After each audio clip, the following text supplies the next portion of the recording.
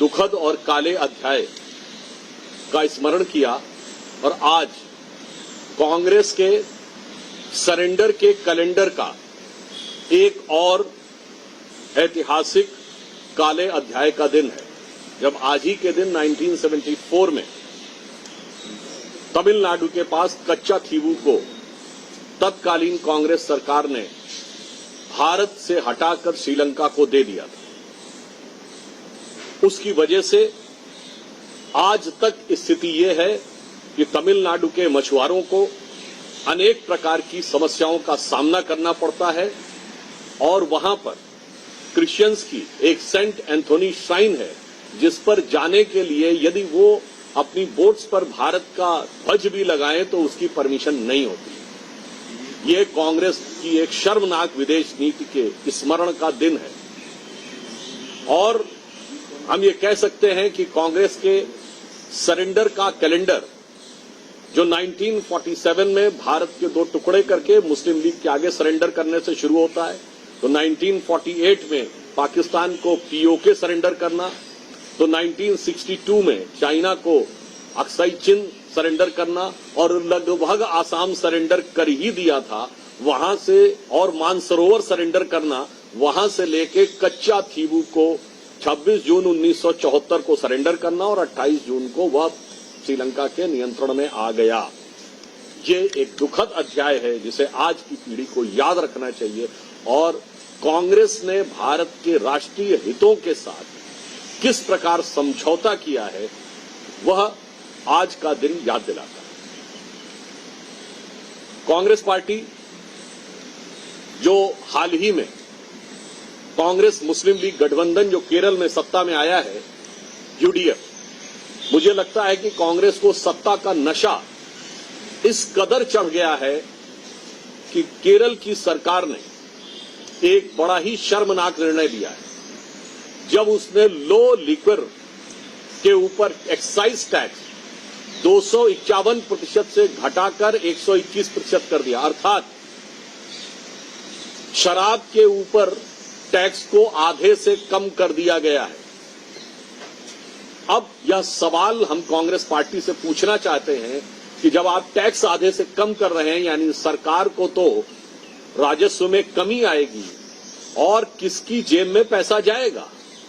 शराब के व्यवसायियों के हाथ में पैसा जाएगा और केरल की युवा पीढ़ी को आप अधिकाधिक, क्योंकि आप यह तर्क देंगे कि कंजम्पशन बढ़ेगा, अर्थात शराब के नशे में डुबो कर रखना चाहते हैं। विशेषकर तब जब केरल के गृह मंत्री रमेश चेन्निथल्ला जी वहां की विधानसभा में बोल चुके हैं कि ड्रग्स की प्रॉब्लम केरल में बहुत चुनौतीपूर्ण होती जा रही है और वो पंजाब जैसी समस्या बनती चली जा रही है। तो इस समय हम स्पष्ट रूप से राहुल गांधी जी से सवाल पूछना चाहते हैं कि देश के युवा के भविष्य के लिए आपके पास क्या योजना है कि सस्ती शराब और शराब के नशे में उसको डुबोकर अपने साथी व्यापारियों की जेबें भरकर अपनी सरकार का राजस्व घटाकर केरल के भविष्य के साथ खिलवाड़ करना, ये एक बहुत दुखद घटना है और यह भी याद दिलाती है कि कांग्रेस पार्टी को ध्यान रखना चाहिए, उसे विपक्ष में नहीं है, वो सत्ता पक्ष में भी है। कांग्रेस का मॉडल क्या है? ये मॉडल है कि आप सस्ती शराब में वहां के युवाओं को डुबो के रखना चाहते हैं। भारतीय जनता पार्टी इस विषय पर अपना तीव्र प्रतिवाद व्यक्त करते हुए, तीव्र रोष व्यक्त करते हुए कांग्रेस पार्टी से सवाल पूछना चाहती है कि सस्ती शराब में युवाओं को डुबोकर इस भारत के भविष्य के साथ आप खिलवाड़ क्यों करना चाहते हैं? और केरल की प्रबुद्ध जनता भली भांति ये समझती है।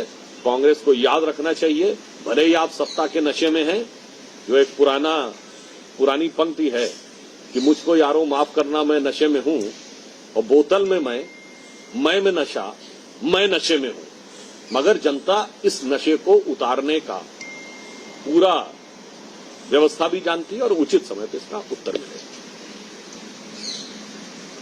So in English? English भी Little brief only.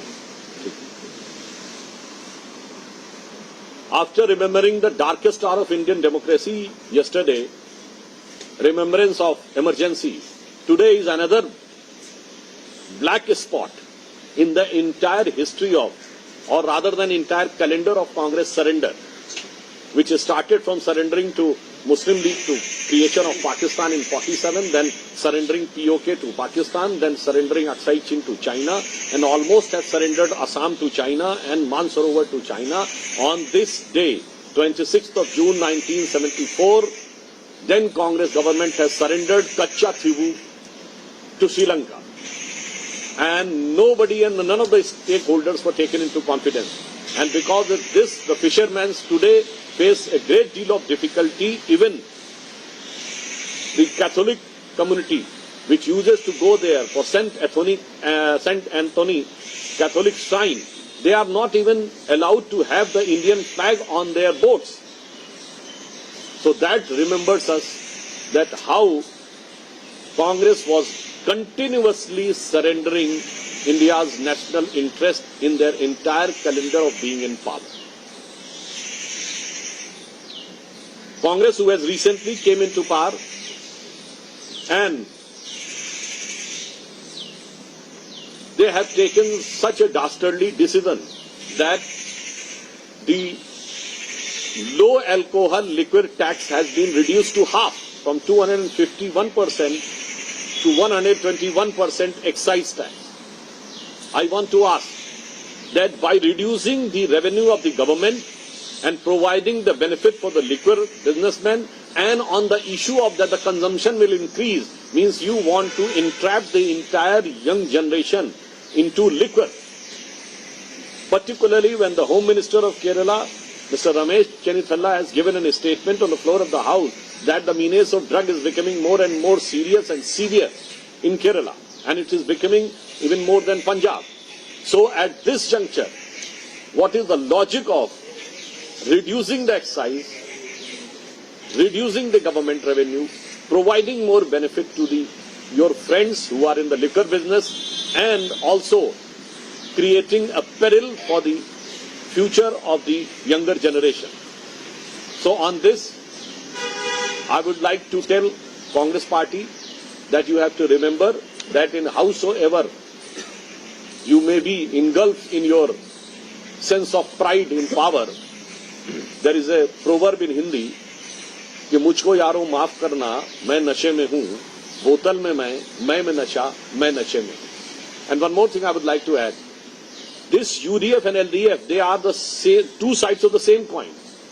The left government has created this new category of low alcohol liquor. And now Congress is trying to use this in order to engulf the entire state into the liquor. So both the left and the Congress, who has done this great disrespect to the state of Kerala. ये एक line Hindi में भी बोल दूंगा, वाली communist वाली रह गई थी ना. लिक्वर पॉलिसी को लेकर एलडीएफ और यूडीएफ दोनों एक ही सिक्के के दो पहलू हैं. पहले कम्युनिस्टों के नेतृत्व वाली एलडीएफ सरकार ने ही ये लो लिक्वर कैटेगरी, लो अल्कोहल लिक्वर कैटेगरी क्रिएट की थी, ताकि वो इसका अधिक व्यवसाय करके अपने साथियों को लाभ दे सके. और आज कांग्रेस ने उसी पर एक्साइज कम करके केरल की युवा पीढ़ी को नशे में डुबोने का, अपराध करने का कार्य किया है.